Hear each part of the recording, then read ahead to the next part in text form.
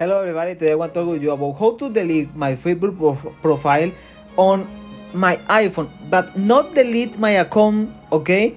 Permanently. No. Delete my personal information saved in my mobile, okay? How can I delete that?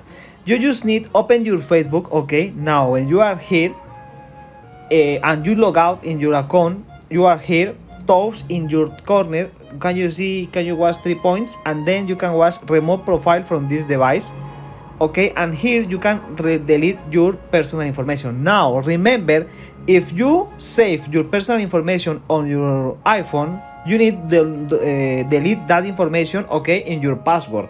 May scroll here and write here passwords, and here in your password find your Facebook account and delete here too, okay? With that you delete all information about your Facebook profile in your mobile.